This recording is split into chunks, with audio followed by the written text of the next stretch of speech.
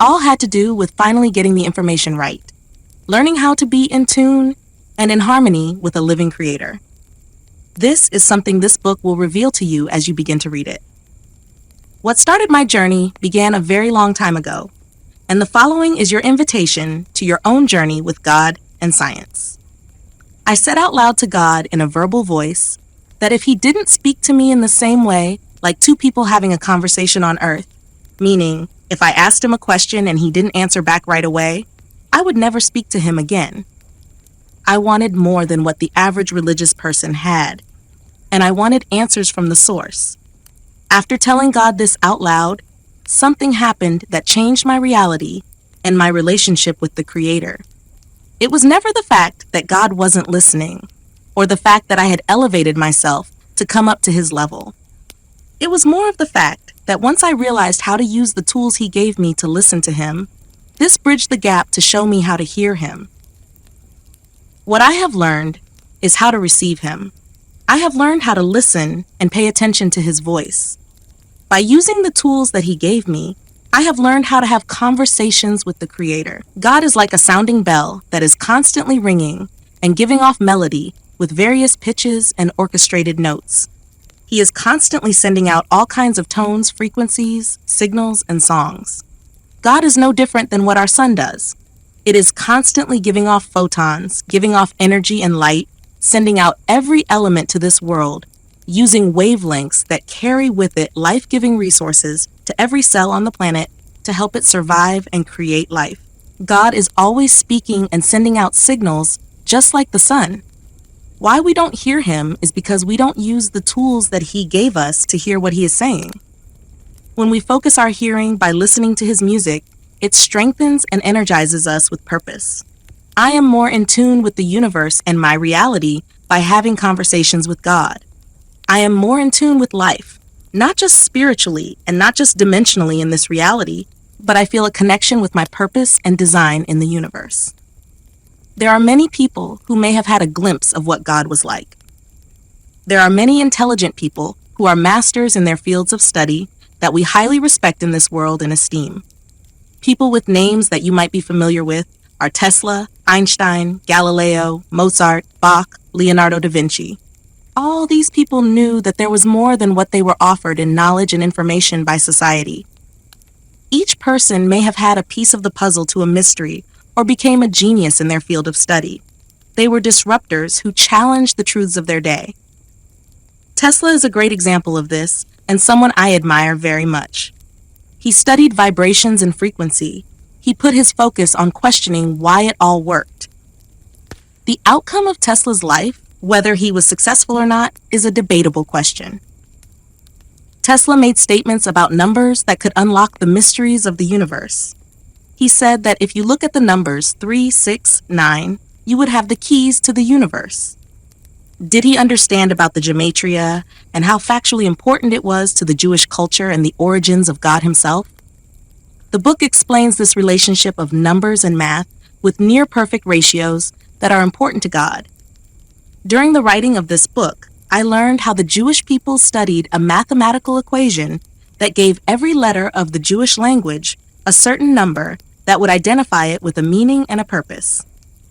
The Jewish nation has been using this form of speaking in mathematical terms since the beginning of the Garden of Eden. Let me give you an example using my own life and history.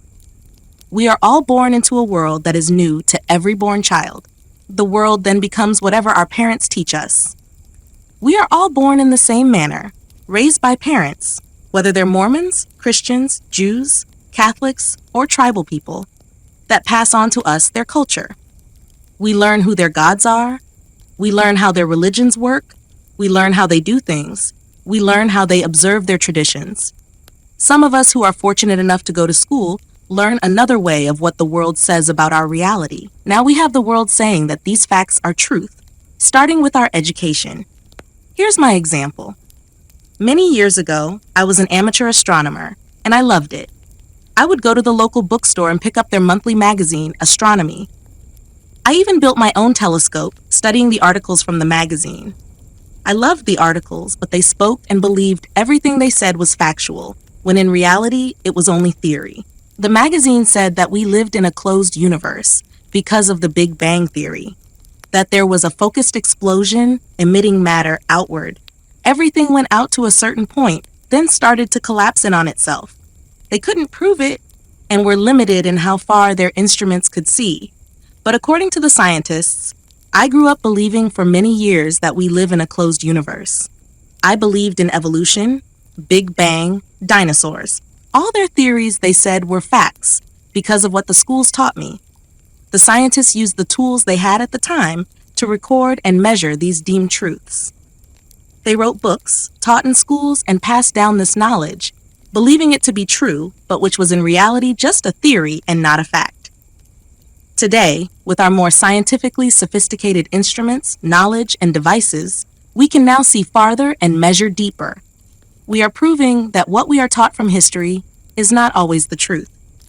The things I grew up with in childhood, assuming them to be fact, were not factual at all. Instead, it was just noise. What I call noise, and from what I have learned what God calls noise, is something you will learn from reading this book.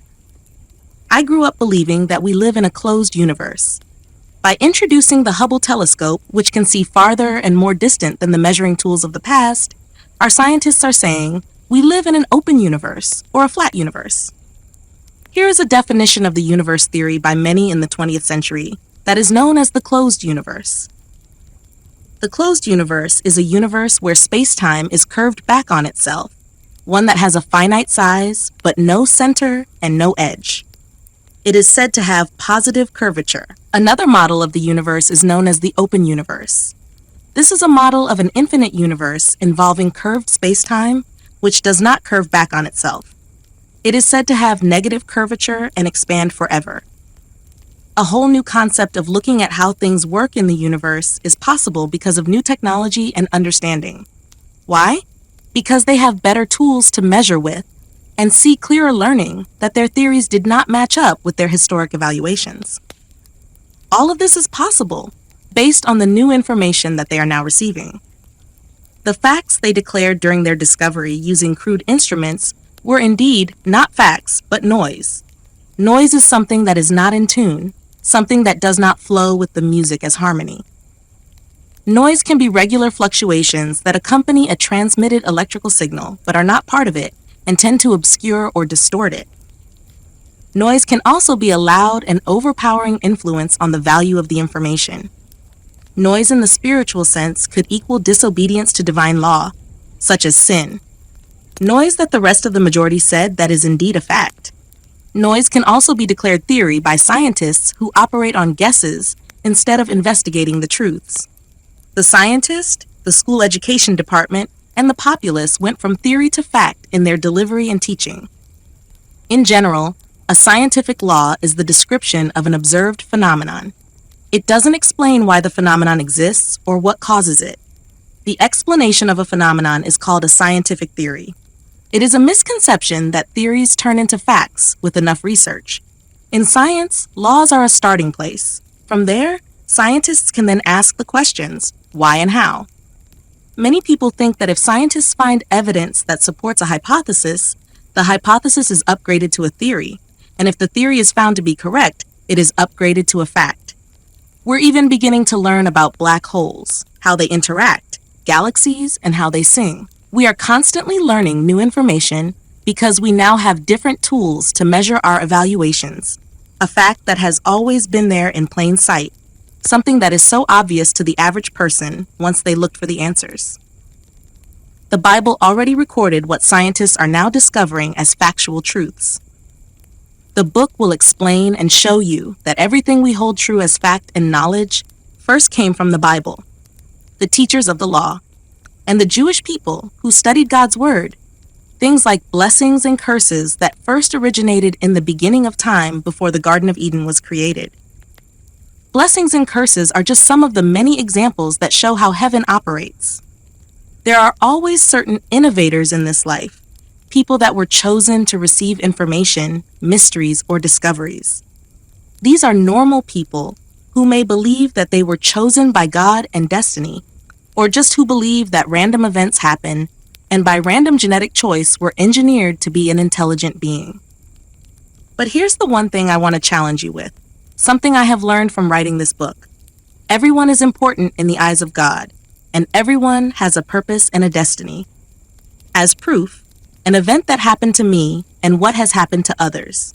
Scientists say that our brain only uses a small portion of about 10%. An accident happened to me where a concrete block fell from a chimney 20 feet up and grazed the top of my head on its way down. It didn't crush my head, but it forever changed my perspective. But it could have.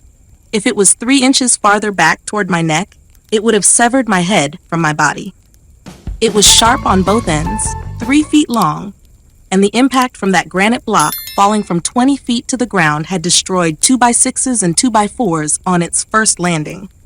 Then it bounced another 10 feet up in the air, landing a second time, snapping 2x4s in half. That was the impact that this granite chimney capstone created when it hit the earth. That glancing blow caused my scalp to open up and jarred my brain. It made me lose my marriage to my first wife because it caused a significant personality change.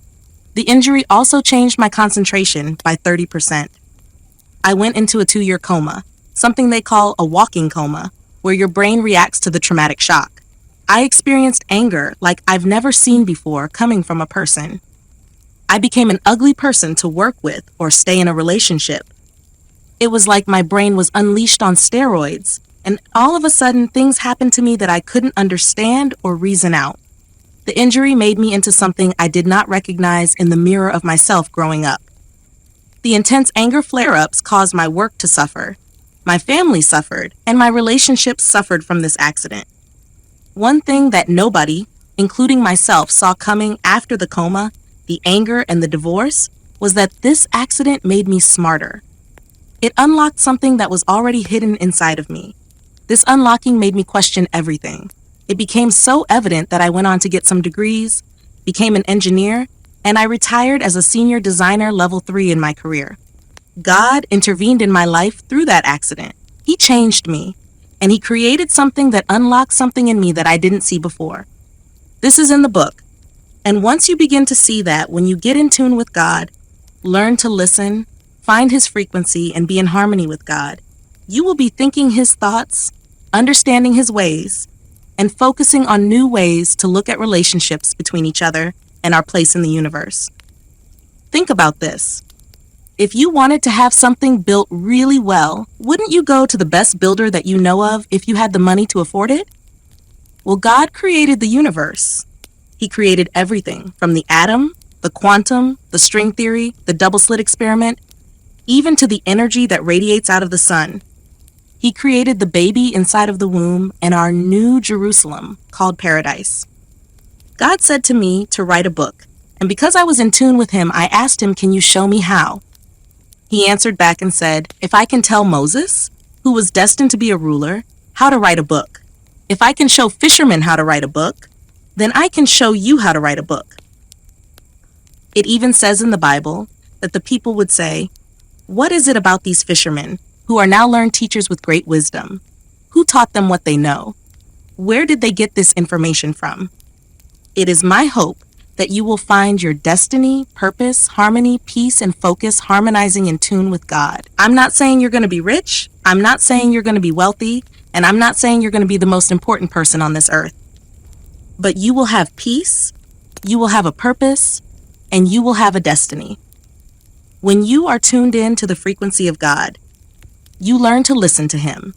When you go beyond the noise of the world and you hear His song will set you free.